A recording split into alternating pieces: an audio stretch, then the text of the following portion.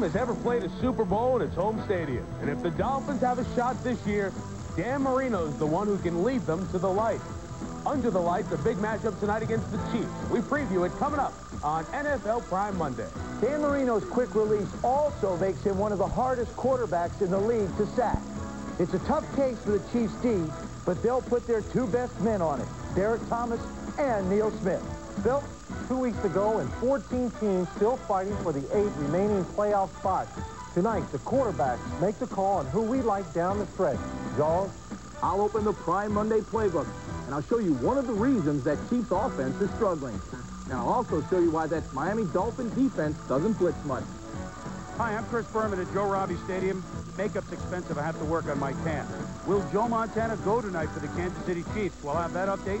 And what kind of chair will Don Shula be sitting in? Everyone wants to know that. In our distant replay segment tonight, we'll look back at one of the greatest games ever played between these two teams. Went to overtime in the 1971 playoffs on Christmas Day. Steve Young looks like the hands-down MVP in the NFC.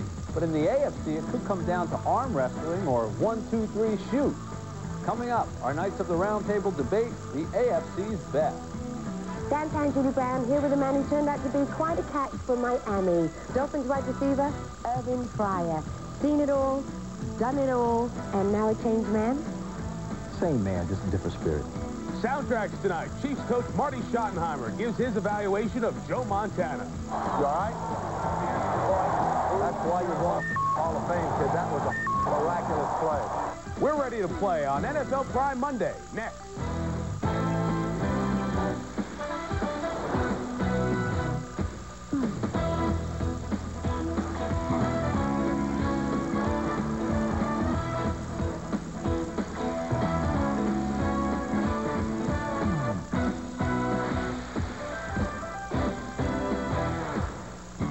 Monday Night Football, Joe Robbie Stadium, Miami, Florida. Big one. The Chiefs and the Dolphins. Playoff implications for both. We'll preview the game over the next 90 minutes and get an early look at how Don Shula is going to have to watch this game. Boy, it's tough when the injuries start hitting the coaches. We'll talk more about that over the next 90 minutes.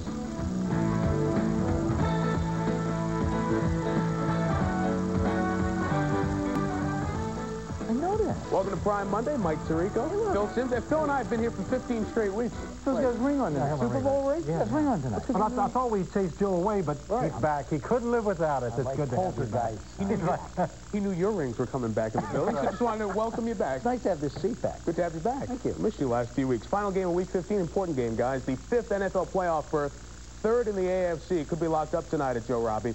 With a win, the Dolphins join Cleveland and Pittsburgh in the AFC playoffs. When the schedule was released, we just circled this one and said it's Marino against Montana. We have Dan, but what about Joe? Will he be at Joe Robbie? Well, Chris Berman is with more. Chris.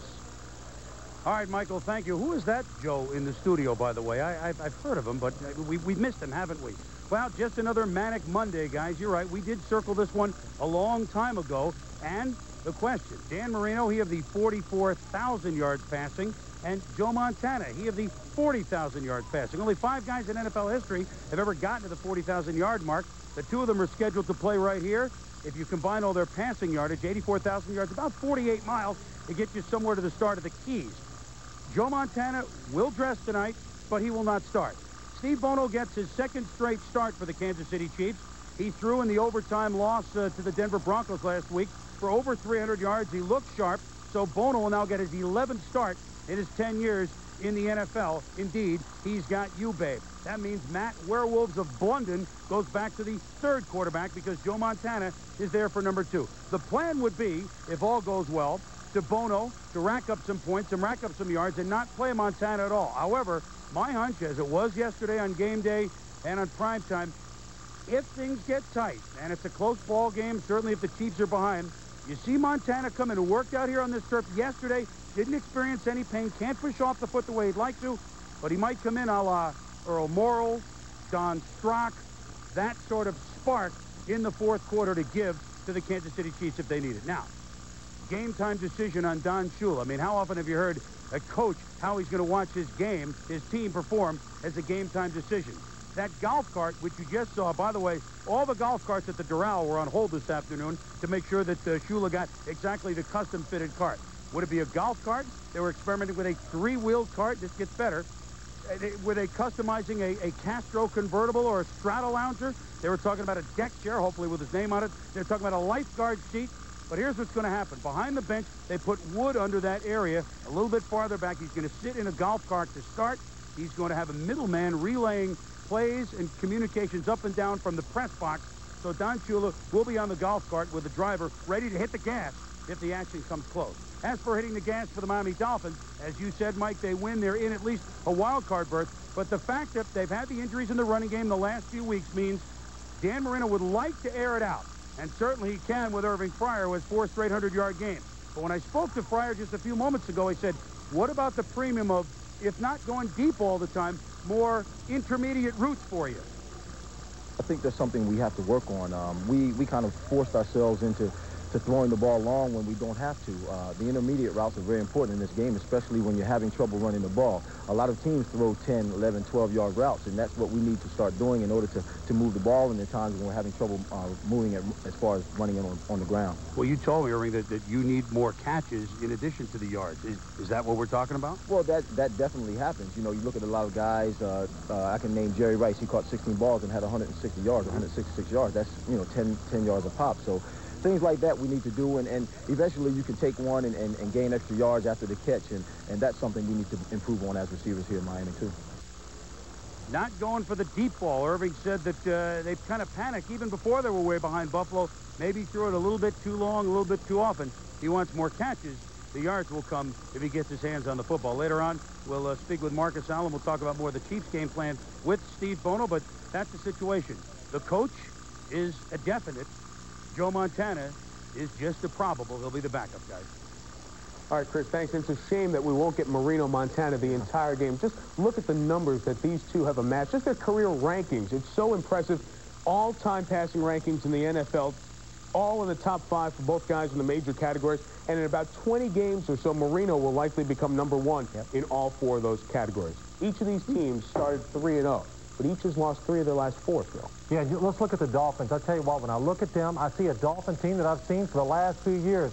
They start out great, playing great offense, running the football, the defense. It's doing a really good job. And now what do we have? We have Dan Marino. They can't run the football. The defense has been getting tore up. They're having problems. And look at the Kansas City.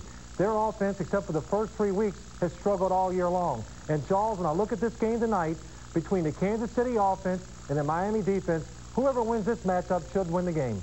And you're probably right, Phil, but as I look at that Miami offense, what I feel they have to do is run the football more to protect their defense. When you look at their pass-to-run ratio, it's 60% pass, 40% run. In the NFL, the ideal ratio is 60-40 the other way. And I think what happens is people become enamored with Dan Marino's arm and Fryer and Irvin, all the people that they have. They have, quality receivers, Jackson, so they want to see those guys throw the football. Remember, when their defense is on the field for 70, 80 snaps, it's too many. I think they have to run the ball to protect that defense, Joe. You know something, you two guys, I take a few weeks off, and you two guys come up with these cockamamie analyzations that I just don't understand. Phil, you're wrong. Ron, you're wrong. It's good to be back. I appreciate that. I really think, first of all, you got to take a look at the Miami Dolphins. In the last game we did, they just got some bad breaks on the defensive side of the ball. You've had some blitzes that the guy had a clean shot, wound up missing Kelly. You got balls bouncing off of defenders off of BB's helmet, winds up with a touchdown. I think the Buffalo Bills got some great breaks. I don't think the Dolphin defense is as bad as everybody thinks it is. And Jaws, Dan Marino putting up numbers. If Dan Marino doesn't put up numbers, the Miami Dolphins don't have an offense. This thing about a running game is a disguise. It doesn't exist. If the Dolphins are going to win in December, they've got to do it with Dan Marino throwing the football. Mike, it's not going to happen any other way. It's good that you're back to put these guys in their place. It's been tough without you, Joe. I don't know how you did it. I've survived. That's good for you. More on the Dolphins, Chiefs, and the quarterback matchup coming up later in the show. A couple of teams, of course, tonight looking to become the AFC champs. If the 4-time defending AFC champs are to make it to the playoffs, they may have to do it without their leader. Jim Kelly, earlier today, thought his season may be over, but an MRI shows no tears, just a stretched anterior cruciate ligament in his knee. He's very doubtful, likely out for Sunday. Take it back to the 4th quarter yesterday. Kelly sacked low by Viking tackle Henry Thomas. Some of the Bills echoing claims by other teams that the Viking style of tackling low is dirty. A few minutes ago, you heard on SportsCenter. You'll hear again what Kelly had to say. It's still still kind of sore. But when had an MRI done on it today, and the results came back, and Dr. Weiss said that he felt it was just stretched ligaments, and there's no real big tear in it. And he said, but we have to wait 72 hours to find out, wait till it quiets down a little bit, and then run a couple more tests on it because there's a lot of fluid on it right now. And he said we'll know more in 72 hours, but he said that they didn't see any tears in it. A lot of my coaches, especially Elijah Pierce, have been saying, you know, their defensive line, those guys to go down like that on a certain individual, especially a quarterback. And if you look at it clearly, there was no doubt in nobody's mind that that's exactly what he was doing, going straight down for the knee. You know, that was the second time that I think Henry had went down on Jim, down on his knees. So, like I said, it's something that their defensive line coach teaches, and just hate that it happened to a good guy like Jim. To reiterate Thurman's point, the Vikings defensive coaches and Tony Dungy, their coordinator, told our Chris Mortensen a couple of weeks ago that the Minnesota defensive linemen tackle low to avoid penalties for hitting quarterbacks high. The league has fined the team a couple of times for such hits. Now, if Kelly's going to be out of this game, Frank Reich starts against the Pats. Reich won 2 playoff games as a starter 2 years ago, and this may be his last gasp with the Bills. Reich, a free agent, could be headed to expansion Carolina, where one of his biggest backers, Bill Polian, is the general manager. Hey, quarterback change in Philly today. Last week, Rich Kotite threatened to switch. Now with his Eagles, loses of 5 straight, falling to 7-7. Randall Cunningham's been benched after a career low 59 yards passing yesterday. Bubby Brister starts Sunday against the also 7-7 Giants. If it takes one quarterback to beat the Giants, we're going to use one quarterback. If it takes 2 quarterbacks to beat the Giants, we're going to use 2 quarterbacks. This is not a quarterback controversy. I don't think a Bubby Brister or Randall Cunningham in any way, shape, or form should look over his shoulder, per se, because I don't operate that way. I don't handle a quarterback position that way. We want to win, and time's running out, and it's vital that we get a win this Sunday, whatever it takes. Time running out on the Eagles and maybe on Richie. Hey, Ron, Eagles, you were there. 105 yards yesterday against the great Steeler defense. Is this the right move? Well, I believe right now it is the right move. In fact, I thought it would happen a couple weeks ago. Randall has been struggling, and Randall is not a system quarterback. Randall is a big play quarterback, and Richie and Zeke have tried to make Randall a system quarterback, and he hasn't been able to do it. Remember, he's had 2 serious injuries the last couple of years, and he has not been able to get out of that pocket and make the plays he's been able to make. And really, I thought the move would have been made last week prior to the Pittsburgh game, but I think Richie wanted to let Randall go to Pittsburgh and try to work his way out of the slump. And I tell you, he did not play well, and he would have came back to Philly, and if he would have started, I think the fans would have booed him out of the stadium. I know that feeling. I think at least now Bubby will get some cheers. When you mention Zeke, you think of Zeke Brakowski, of course, the quarterback coach for the Eagles, so integral in Randall's success in the early portion of this and last season. Our quarterback's going to come back later and look at the entire playoff picture in both conferences. We'll also speak with the Steelers' Bam Morris. Pittsburgh and Cleveland getting ready for their first-place showdown on Sunday. More Chris Berman from Miami. Downtown Julie Brown backstage with Irving Fryer. You'll learn why he's turned his life around. Next, the playbook, the Chiefs' offense. It has Engine Joe most of the time. But what about the rest of the parts? Jaws will examine as Prime Monday continues. Today is brought to you by McDonald's. What you want is what you get at McDonald's today. Oh, we're all in the holiday spirit here tonight, huh? Hey, talk about hot and cold. The Chiefs' offense is clicked with great point performances in the wins. But when they lose, look at the touchdowns. They just plain don't score. After trading for Joe Montana, the Chiefs had to change their offensive personnel from power run-based to pass-based. The problem, Casey didn't really have many wideouts. In the Marty Schottenheimer era, the Chiefs have drafted the following wide receivers: the immortal Naz Worthen, Rob Thomas, Fred Jones, Tony Jeffrey, Tim Barnett, Bobby Olive, Tony Smith, Danon Hughes, Chris Penn, and Lake Dawson. They have J.J. Burden and Willie Davis, but as Ron Jaworski opens the playbook, we see the Chiefs need more than that. Ron? Hey, Mike, I was there with the Naz Worthens and the Rob Thomases, and they're gone. I guess they're always changing. But, you know, Joe Montana may be the greatest quarterback of all time. Steve Bono certainly is a capable, backup quarterback. But if your receivers don't get open, the quarterback doesn't have a chance. As a quarterback, you always want protection in the pocket and man coverage on your wideout. On this 3rd and 7, Steve Bono will get both. At the snap, Denver safety Dennis Smith will attack the short to intermediate area in the middle. He's playing down and distance. The Chiefs need 7 yards to keep the football. The other safety, Rondell Jones, drops into the deep middle, while both corners, Ben Smith on the top of the screen and Randy Hilliard on the bottom, will play man coverage against the Chief wideouts, Eric Martin and J.J. Burden.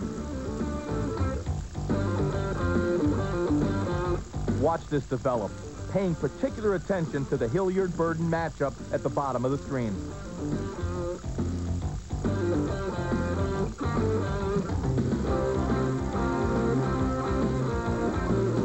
You can see from the end zone camera that Bono has no pressure in the pocket. The Broncos' 4-man rush has been handled by the Chiefs' offensive line. Let's take this back to the snap and watch Burden working on Hilliard in a man-to-man situation. That's what you want. Burden's got to win. It's as simple as that. But he doesn't. Bono makes the right read and a great throw. But Burden gives his quarterback no help. That has been the Chiefs' biggest problem offensively this year. Lack of quality play at the receiver position. And that lack of quality play at the receiver position has not only hurt the passing game, it has hurt the running game. And I think what you'll see tonight from the Dolphins, you'll see Stewart Atkins cheating up there at the line of scrimmage. So in other words, you're going to put Vincent and Brown, Troy Vincent and Brown, they're the guys that are going to be in the man-to-man coverage. Therefore, Burden and Willie Davis have to wear the hat tonight, Joe. They have to beat the secondary coverage. Well, Ronnie, I think the Kansas City Chiefs recognize the simple fact that they did have what would be considered smallish wide receivers in Willie Davis and J.J. Burden. That's why they committed really the 3rd round in this draft to Chris Penn out of Tulsa and Lake Dawson out of the University of Notre Dame. Both much bigger receivers and guys they feel like can be more physical. But they won't have them really tonight because that system is so tough to learn. The other thing is, you know, Phil, they went out and got Steve Bono for a reason. Right. They had David Craig for 5 games last year. He was 3-2. Bono was supposed to be the perfect fit to come in case Joe Montana couldn't play. This is his opportunity. He's got to deliver. And he will deliver because, contrary to what you think, this Miami defense is struggling. I'll give you a few reasons why. We think the Pittsburgh Steelers have no passing attack. Well, Mike Tomczak threw for 342 yards. The following week, Boomer Esiason goes for 382. And I don't care how the ball bounced last week for the Buffalo Bills. They still scored 42 points. And Steve Bono will have a good night tonight. And it's odd. If Miami's DBs are struggling, they've started the same 4 DBs the last 8 games. So they have everybody healthy. What could it be? Well, Ron will look at that. The Miami defensive problems in the next playbook a little bit later in the show. Roundtable coming up, they'll be discussing officiating in the NFL and maybe an interesting fact that you may be noticing as you watch games. Next, the news of the day. Jimmy narrowing his choices. What's he saying about what he's going to do? We'll tell you when Prime Monday continues. Starting with injury news from Pittsburgh. First, Barry Foster. After missing a couple of games, he's looking to reconfigure some pads and play against the Browns despite the 2 small bones that are broken in his back. Barry should return to practice this week. Barry's replacement, Bam Morris, who has started the last 2 weeks, left re-aggravating his ankle injury yesterday. Just a mild sprain. Morris looks good to go as well. Matter of fact, we'll talk to him a little bit later on in the show. Rod Woodson returned to the game. His knee is sprained. As for tight end Eric Green, his hip injury, they don't think he's going to miss Sunday's game. They feel pretty good about those other injuries. You see some other key injured players. Junior Seau, MRI on his shoulder and knee. Chargers will know more about that tomorrow. Boy, what a tough year it's been in Seattle. Ray Roberts and Eugene Robinson out for the season with their injuries suffered yesterday in the game at Houston, where GM Floyd Reese says even if his record's 0-6 and Houston loses out the rest of the way, Jeff Fisher could still be back as the head coach.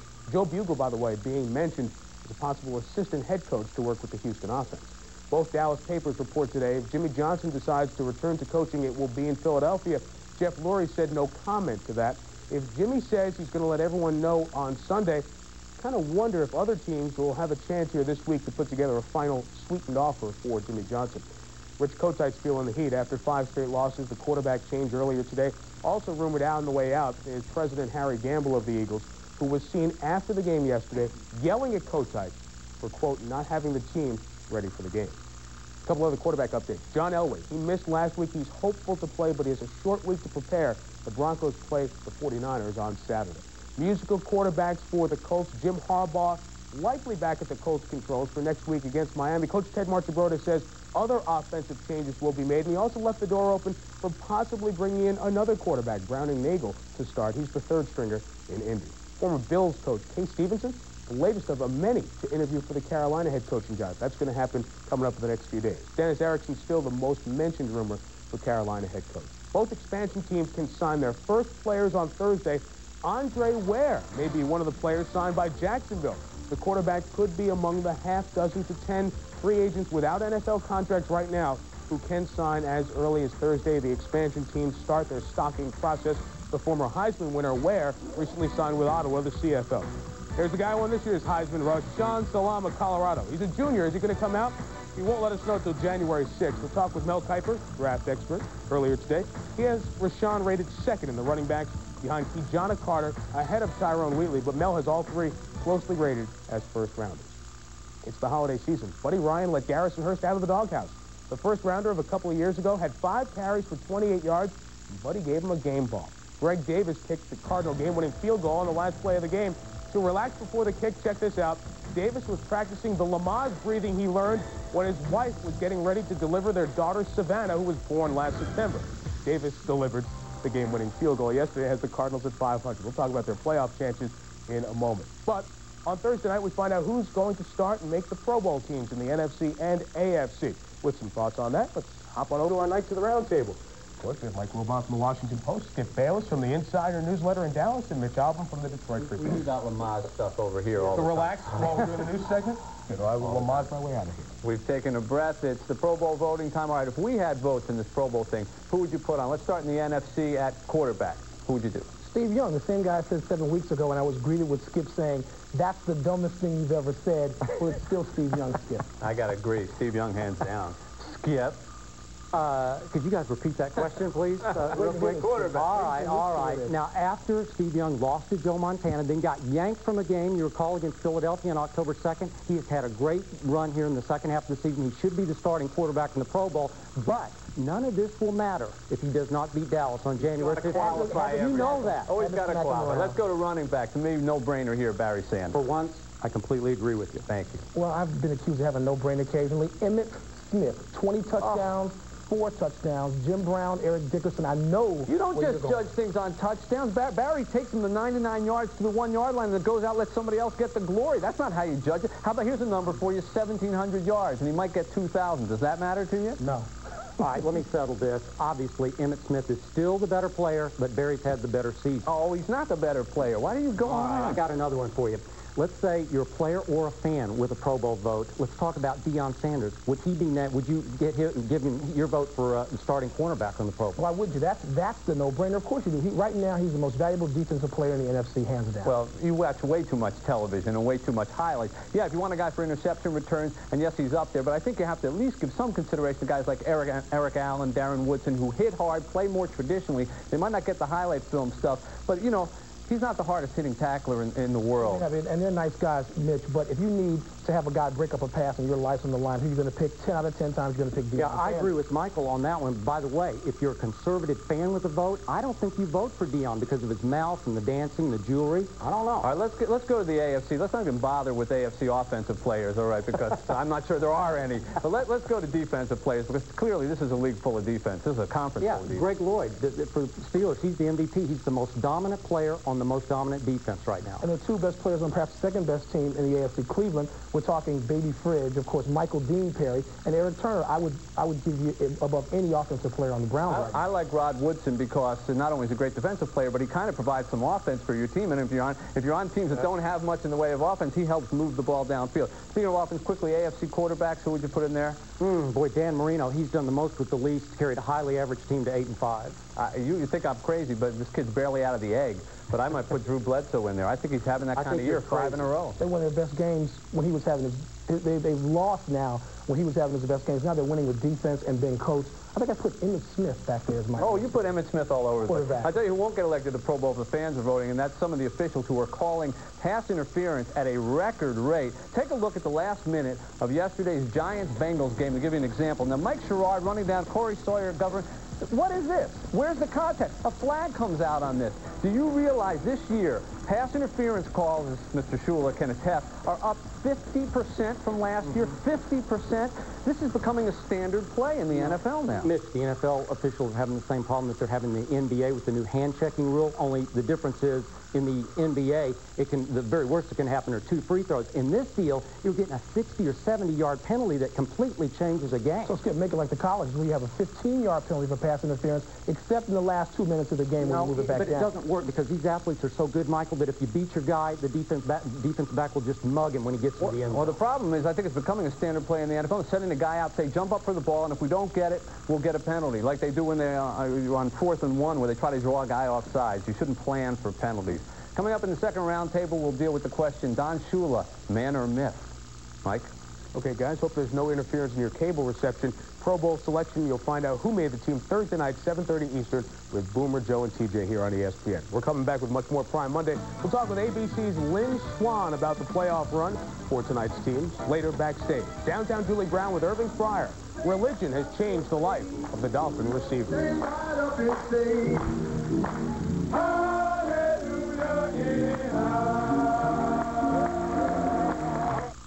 it is. I don't believe it. A new star! Hey, Jack, you see my watch? Nope. Introducing Loris Lumabright watches. They glow brightly for hours. A new star is born. Use a workmate on your next job.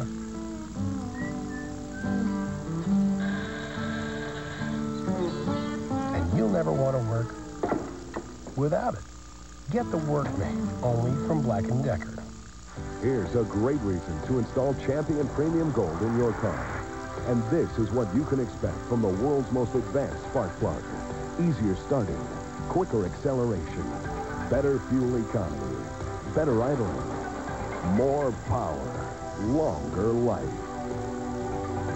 Need more? Champion Premium Gold, the world's most advanced spark plug. Hi, Boomer Esiason here to tell you about some very special work being done on behalf of the NFL and ESPN. It's called the Watch Program. We're reaching out into communities to help people see the value of setting aside Sunday nights for football. Players from around the league are getting out the word to people just like you. And you know what? The program's working. Won't you be a part of the Watch Program? Dan Marino made his NFL debut in a mop-up Monday night role against the Raiders in '83. He's been very comfortable under the Monday night lights as a starter. Pretty impressive 13-8 record. Starting tonight in Miami against Kansas City, Lynn Swann joins us. Of course, Lynn working the ABC Monday Night Football broadcast. Lynn, in terms of the Kansas City offense, they haven't scored over 21 points in the last 6 games. Is there anything you can put your finger on as to what's wrong with the Chiefs' offense? I don't think you can put your finger on just one thing. Number one, they haven't run the ball extraordinarily well. You know, Montana has been hurt. Bono comes in, and when Steve Bono comes in, he runs the same offense. But I think the big difference is that Joe Montana would be as patient to take the short pass, nickel and dime defense down the field. Steve wants to go up top a little bit more, to riskier pass. They're getting some big plays. They got some big plays last week, but you can't be that consistent with the passes 30, 40, 50 yards, 60 yards downfield. You really got to come back to the short passing game, and that might be the difference right there. How important is a Marcus Allen to this offense? We saw as he returned over the last couple of weeks, a little more production in the red zone. Well, Marcus is such a tremendous runner, and he's able to get inside for the tough 1, 2, 3, 4 yards. He has an unbelievably high percentage of success running the ball for a first down on third down. He's picked up first down for 3, 4, 5 tough yards, and he is just an incredible man in that situation. He also brings a lot of confidence to this football team when they want to run the football. You know, Miami was looking like this nice balanced team, then Parmalee got hurt. I get the feeling, Lynn, watching the last couple of weeks, it looks like the Dolphins of old getting into a lot of shootouts with Dan Marino. Yeah, and the people down here aren't happy about those shootouts. You know, Dan Marino is a phenomenal quarterback. You look at all the statistics, and you look at what he can do for a football team, and you say, okay, if you've got to throw the ball, why not Dan Marino? Why not just go ahead and do it? That's a lot of weight for him to bear on his shoulders. He needs more help from other people on this football team, and not just from an Irving Fryer who's having a phenomenal year, but everybody down the line, a little more consistency running the football so he doesn't have to carry the football team all the time. And it's also putting some pressure on that defensive secondary. Lynn, thank you. We'll see you, Frank, Al, and Dan at the top of the hour. All right, Mike. Swanee, coming up next. Swanee, our quarterback's talking playoffs, who they think will be there when the season ends, including about those chances for buddy ball. Swanee, stay with us. We're coming right back. We help America move product back. He's not the third quarterback, but we have our three quarterbacks back now. He's a backup quarterback. Hey, guys, did you hear what Ron said about you this week? No. I didn't hear, but let me hear it. Ron is glad to have you back. What? As he told everyone Thursday night on ESPN's College Football Award Show. Listen to this. Thank you. First of all, it is a pleasure to be doing a show on ESPN without Phil Simms and Joe Theismann, because I get a chance to talk. So I know they're going to get me on Prime Monday, so I get my shot. I'll take it when I can. Ronnie, I can't believe it. Oh, yeah, sure. We carry him for all this time, and he says that about I'll tell you what, they bench Randall today. Let's bench the other Philly quarterback. You're out of here, Jaworski. Get him out. Oh, see you later. QB2. Here it comes. He's out. Now we can do the show. All right, Ron's bench. Let's go, guys. Let's talk playoffs. Funny. Can you believe he said that? No. That's all right. We'll go. He's benched, so let's just three of us carry on here with the playoffs. 22 teams are still alive for the 12 spots. In the NFC, Washington, Tampa, and the Rams are out like Jaws. The Niners and Dallas are in, and they gain first-round byes if they win one more game. As for the rest of the teams, Vikings win the Central if they win Saturday in Detroit. And the wild cards, this is where, guys, the mess begins. Several scenarios for other teams. Instead of doing the what-ifs, Phil, who's playing well enough off this list here, do you think, to finish on a roll?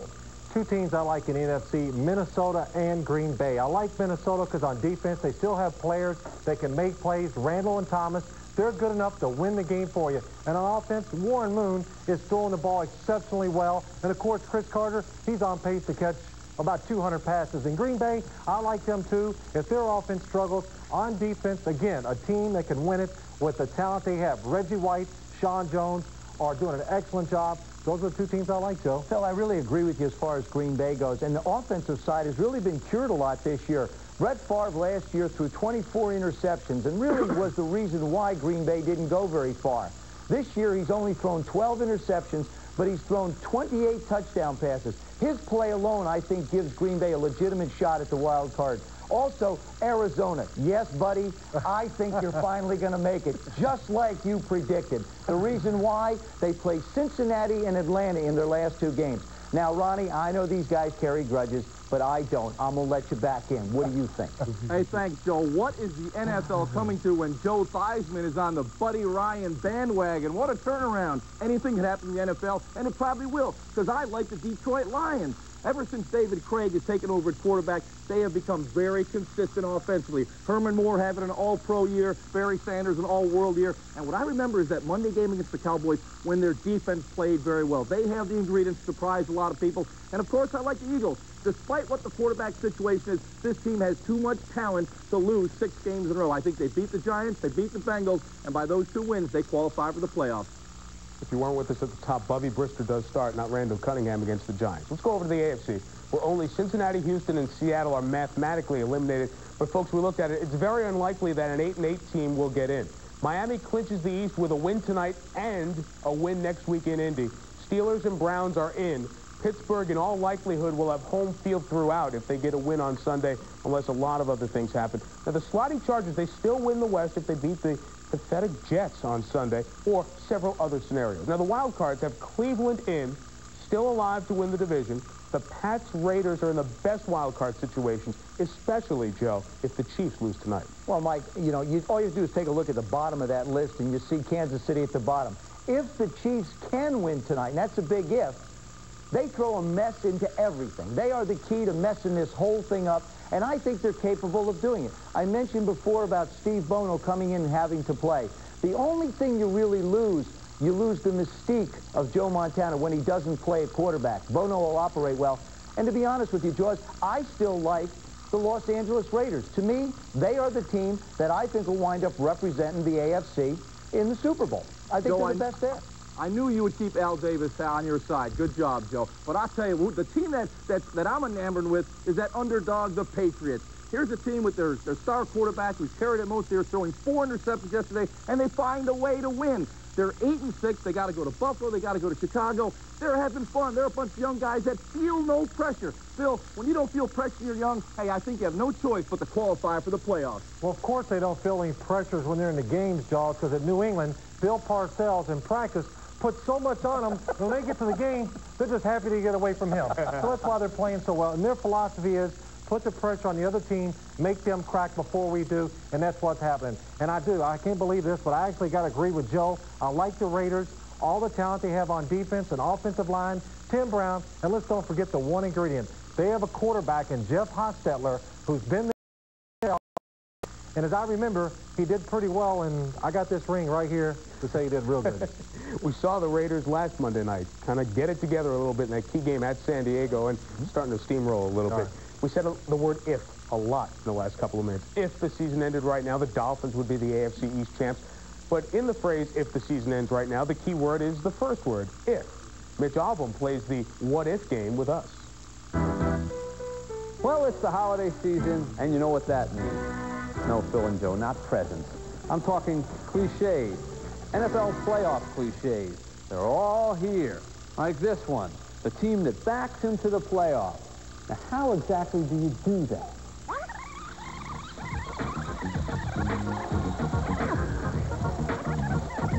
Or this cliche, the team that's down to their last gasp.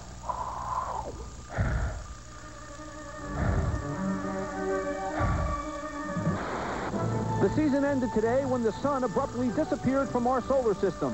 Scientists around the world are baffled. By the way, Minnesota made the playoffs.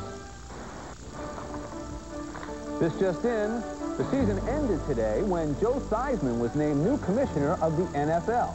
Both players and owners immediately walked out, seeing no purpose in continuing. By the way, Green Bay made the playoffs. The season ended today when Buddy Ryan declared war on all his critics. Thousands are feared missing.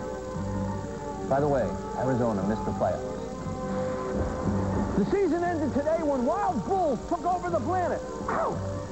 By the way, Denver made the playoffs. Well, you get the point, and you have been warned. Watch those playoff cliches. And the next guy who says, if the season ended today, he's going to get smacked in the kisser. And when we smack, we give 110%. Ho, ho, ho, ho, ho. Ho, ho, ho, ho, ho, ho. Ho, ho, ho, ho, ho, ho, ho. Ho, ho, ho, ho, ho, ho, ho. The Theismann commissioner thing concerned me the most. Me too. Yeah, you too. Later, back to Miami, Chris Berman's distant replay takes us back to one of the great games of NFL history, the Christmas Day playoff game between the Chiefs and Dolphins, remember? Next backstage, you'll hear a retrospective Irving Fryer trying to right earlier wrongs. Even when we were wallowing in our sins, Father God, and we were so unworthy, Lord, you saw the need in our lives, and you took care of us, Father God. How you doing? Is helping erase a questionable past. I've been through everything that you can go through. I mean, I've been arrested. I've been tested positive for drugs. I mean, it's been documented that my wife and I didn't always get along, which is common for everybody. It's been documented that, you know, my child has had problems with her heart, and we've been through that. I mean, I got to the point where I was staying in the house. I didn't want to go out. I didn't want to see anybody. I go to work and I come home. And if you didn't see me on my way to work, on my way back home, you wouldn't see Irving. I didn't do any speaking engagement. And I really started hating people. And I never really hurt anybody else except for myself and the people that love me, because it hurt them to see me going through what I was going through.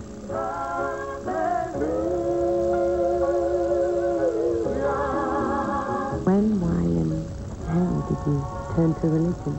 It was about 4 years ago. You know, in the midst of sitting in a jail cell, in the midst of my daughter being ill, in the midst of me being sick and tired of being sick and tired, just being tore down. And, you know, I'm glad that it worked out that way. I'm glad that I listened to my calling, because ever since then, you know, I haven't been the same. You healed us when we were sick, God. Oh, thank you, Lord. You've taken care of our family members, Father God. When there were bills that we didn't know how they were going to get paid, you made a way out of no way, Lord. I didn't say anything about it to guys on the team because, you know, a lot of guys knew me. They knew some of the things that I've been through. They knew that I wasn't a bad person, but they knew that, you know, I like to live on the edge. And, you know, when they found out, they said, man, you're a Christian. What are you talking about? Give him a week. You know, he'll be back out there. Months, yeah, it's just a phase you're going through. And then those same guys, within a year, when they would curse around me, they say, excuse me, or they come and ask me about the Bible, or they ask me about problems that were going on in their lives, and that's when I knew that I was doing the right thing. How different was it when you said, okay, that's it, I'm going to give myself to Christ? You walk in the locker room, you got guys cursing and spitting, doing all sorts of stuff. It was my attitude, and they could see it in my face. I mean, you look at pictures of me now, and pictures of me when I was 21, 22 years old. I look older then than I do now. I mean, it's amazing. You don't trash talk no more, anything? Cleanly. I mean, Go away. I can remember one of my teammates, though, that's a Christian. He sent one of the guys to hell. He did. Oh, so it can work for you. The guy was really being nasty. He was really being dirty, cursing him and doing all kinds of cheap shots to him. He said, "You're going to hell." You can't send a guy to hell like that, man.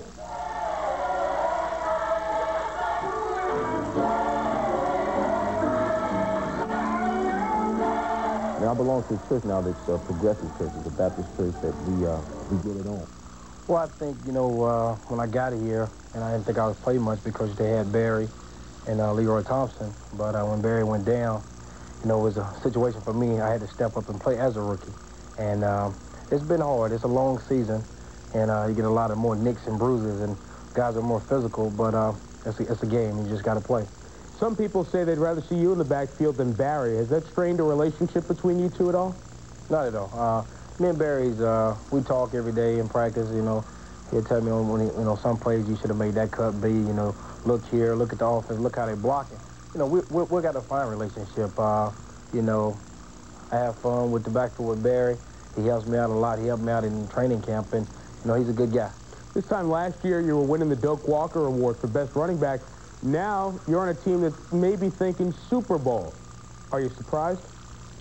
Not at all. I think that this year, you know, when we came here for training camp, there was a lot of goals that we set for as a team. And we got a good defense, and the offense is clicking. You know, we're trying to get it together now. And everything's going good. And we don't want to talk about Super Bowl now. You know, we still got 2 games left, and we got Cleveland Browns this week. And we just got to prepare for them and take one game at a time. Tell me about the Browns. And this is a great rivalry, Pittsburgh against Cleveland, that people who aren't in that area don't really know how deep the anger is in that rivalry. Your first experience, Pittsburgh-Cleveland, did you get a sense of what kind of a rivalry it is?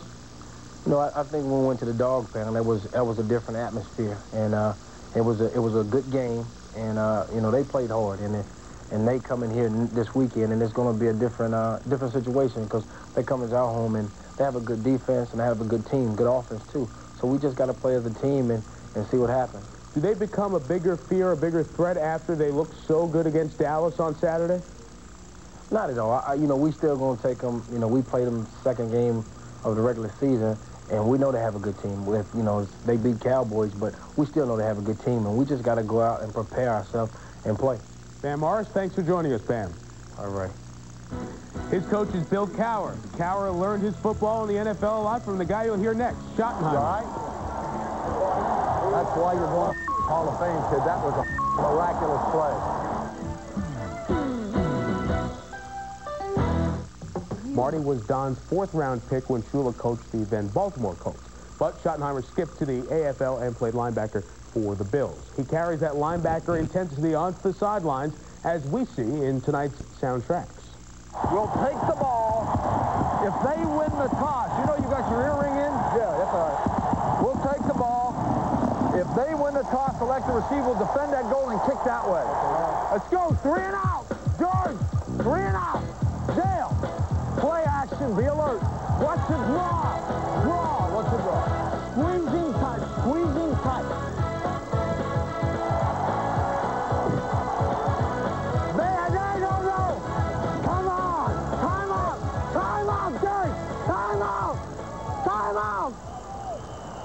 How about the protection on the span 75? No.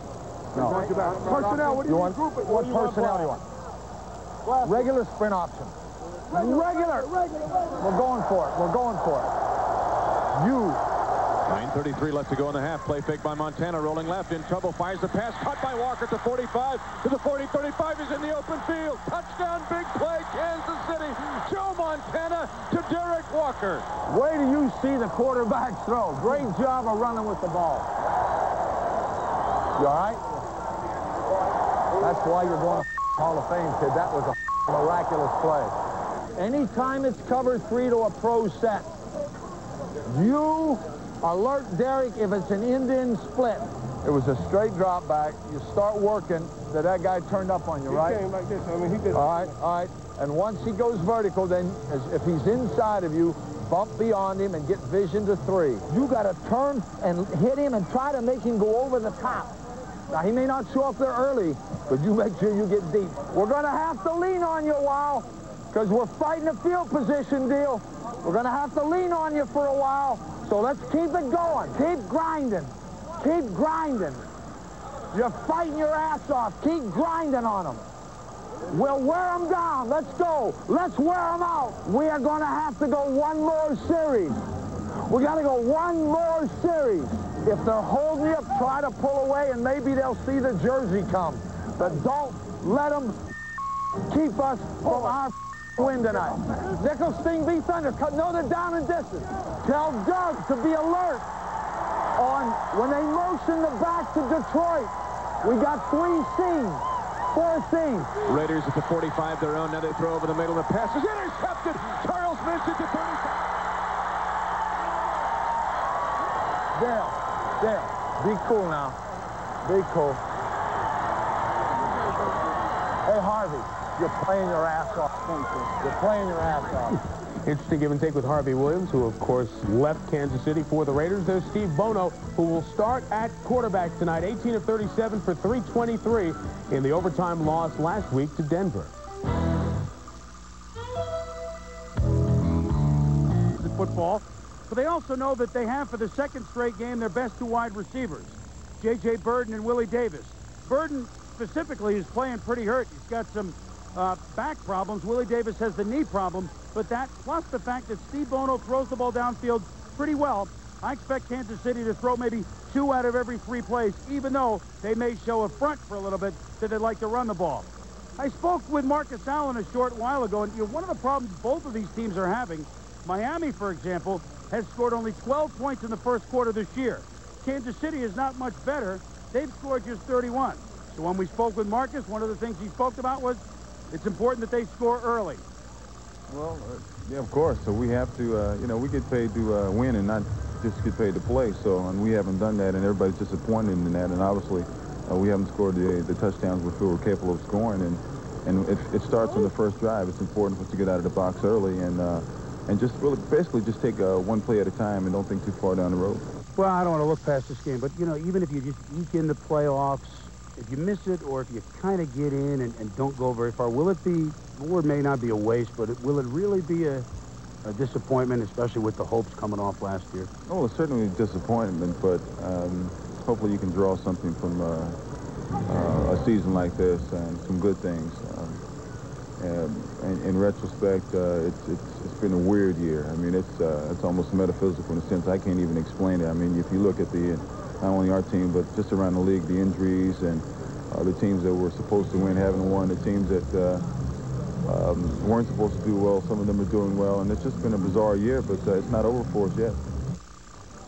Well, certainly this season, sitting there at 7-6, is not the way the Chiefs had designed it. Remember, they're only 1 win away from getting to the Super Bowl all of last year. But right now, they just want to get some wins going. And that team that looked so good in early September before the Rams game, they like to find that team again, the one that clocked the San Francisco 49ers in week number 2. Marcus, one of the many walking wounded of the Chiefs. He plays with a knee brace again tonight. Neil Smith will play tonight, guys, although pretty much just on third down, obvious pass rushing situations. So they might be able to mark Derek Thomas a little better without Smith in the lineup on a lot of the plays than they might normally. So that's the Kansas City side of things. Let's kick it back to where it's just a tad cooler. Gentlemen? Okay, Chris, you talk about the pass rush for the Chiefs.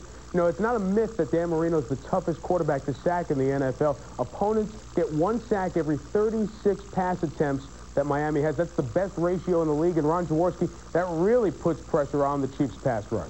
Well, no question about it, Mike. And Derek Thomas really is the heartbeat of that defense. And I had a chance to talk to some of the Chiefs coaches, and they really feel that Derek Thomas is having his best all-around year. Not only rushing the quarterback, but playing the run. And actually, Derek, in pass coverage, he's been very effective. But when you play against Dan Marino, the one thing that breaks down Dan's game, and there are very few things that do, is quick pressure. So I expect to see Derek lining up wide today and trying to make Dan move in the pocket. That doesn't guarantee Dan will have a bad day, but he could break down his reads downfield, Phil. Yeah, I think you're right, Ron. And I tell you what, since that blowout in Buffalo, the Kansas City defense has been playing exceptionally well, giving up about 12 points a game. And you're right, Derek Thomas, and when Neil Smith is in there, I think these two know how to gear it up for a game of this magnitude because they need this game, and they're going to put a lot of pressure on the quarterback. Think back to last year. They're down in Houston in that playoff game. They put a lot of pressure on Warren Moon, created turnovers. Remember, these two have 19.5 sacks this year. The team has 34, so they're capable of putting pressure on the quarterback, and I think they will tonight, Joe. Well, you know, Phil, it's interesting. You bring up the statistics regarding the sacks, but what I find so unusual for this football team is their defensive secondary just has 9 interceptions. You'd think with all the sacks up front that there'd be pressure and they'd have to throw the football. I think that one guy that has to emerge big starting now is Dale Carter. He's got to take over a game like a Deion Sanders, like an Eric Allen, and say, listen, this is my side of the field. You're not going to throw here. That's what he's going to have to do to Dan Marino, Mike. There's got to take it over. That's an interesting point. I wish I was as talented as you guys. I can't stand and speak at the same time. You guys are legendary. Hey, I am shorter than you. Chris comes back later with distant replay, looking back at Christmas Day 23 years ago, the double OT epic between the Chiefs and Fins. Next, the playbook. Why are the Dolphins ranked second to last against the pass? Ron, who is seated, will show us as Prime Monday continues. Over. See? Flip him over, zip him open, and hey, a digital portable. Either this Nokia or this Motorola Flip. Specially priced at $149, including Waddle. Your choice from Cellular One. Waddle sure makes a great family gift. What a strange family name. I don't understand how we got it. In the fourth quarter, Marino to Clayton, and then Nick Lowry, one of the best kickers of all time, was just short on a 52-yard field goal. Miami won the playoff game 17-16. Let's go back 2 decades before that to 1971, about this time. As a matter of fact, Christmas Day, as you alluded to. And probably the only bad game we can ever remember, probably the best kicker in the history of the NFL, Jan Stenrud actually having. It went not 4 quarters, not 5 quarters, not 6 quarters, but the history of the Dolphins and Chiefs were forever linked after Christmas Day in the 71 season. That's tonight's subject of our distant replay. It was Christmas Day of 1971, and certainly one of the most remembered games that the Chiefs have ever participated in. It was in Kansas City. It was unseasonably warm for Christmas Day, and we had a game with the Dolphins, who were coached by Don Shula, first round of the playoffs, and I think that was probably our best football team. Even though we won the Super Bowl in '69, I'd like to think the '71 team was our best team. We were the young upstarts who had had a great season. We had to go out to Kansas City on Christmas Day and try and beat these guys that were supposed to be in the Super Bowl again. We were young and inexperienced, and the coach and all this, that, and the other thing. You know, we looked at it as we had nothing to lose and everything to gain. We played well all year, and we played well in that game. In what would be the last game ever staged at Kansas City's Municipal Stadium, Miami gave the Chiefs all they could handle. But the Dolphins simply could not contain halfback Ed Podolak, who exploded for an NFL record 350 all-purpose yards. He did it all. He did it with pass receiving. He ran for a screen for a touchdown. He ran the kickoff back. He ran the punch back. He caught passes. He ran from scrimmage. I don't know, whoever played the game at that same position had a greater day than Eddie Podolak did in that Christmas Day game. Back then, the Hank Stram high formation offense used the tailback in a lot of ways. We not only ran the ball, but we were used intricately in the passing game. I think some of the defenses that Miami chose to play that day actually made my contribution even greater than it had been during the rest of the season. I imagine Ed felt like he was the only guy out there that day, you know, but whatever it took, he said, just let me have the ball. And Lenny was trying to give him the ball every play, you know. And he was the guy that was, they couldn't stop him. They just couldn't stop Ed Polak. The Dolphins exhibited the same resilience, rallying from deficits 3 times to tie the score. When Marv Fleming hauled in a greasy pass late in the 4th quarter, the game appeared ticketed for overtime. Then Ed Podolak struck again. Your Premier will kick off. McVay and Podolak are deep. Here is the kick. He gets it high. Back right on the goal line, and Podolak out to the 5, the 10, the 15, to the 20.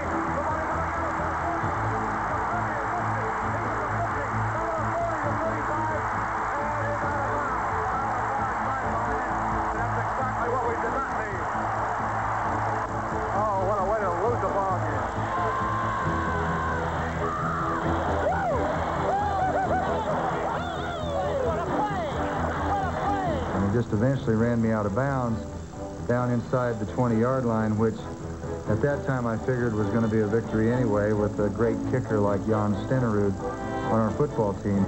Waiting for the snap from center. Here it is, set down. The kick is up. It is no good. He missed it. Off to the right side. I mean, it was just everything that you could ever want in a football game was there. And I always joke, I said there were more burnt turkeys on that ball game on that day than probably any other day in the history of the NFL. Another record was also set that day, a double overtime marathon that made this 82-minute classic the longest game ever played. I got to the point that I was so tired, so exhausted, that I remember sometime in the 6th quarter with Nick Bonacani laying on top of me, looking at him and saying, "Do you think this thing will ever be over?" Finally, it did end on Miami's most surprising call of the day. And we call it roll right, trap left. And it was a play that we hadn't thought about using early in the ball game, and then Greasy, somehow because of his great command of our offense and his ability to think in pressure situations, came up with that play at that particular time, and it worked to perfection for us. It was the play that got us down in position to kick the field goal that won the football game.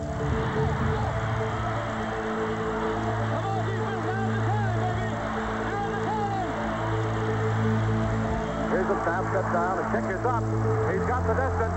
It's good. The Dolphins win. The Dolphins win.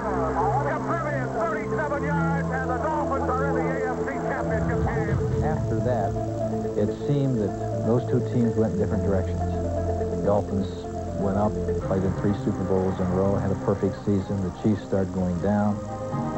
They had a lot of opportunities to win and didn't do it. We had one opportunity to win, and we won the game, and that's the game that I remember as turning this franchise around. Distant Replay is brought to you by Dodge. The more things change, the more things look like the new Dodge.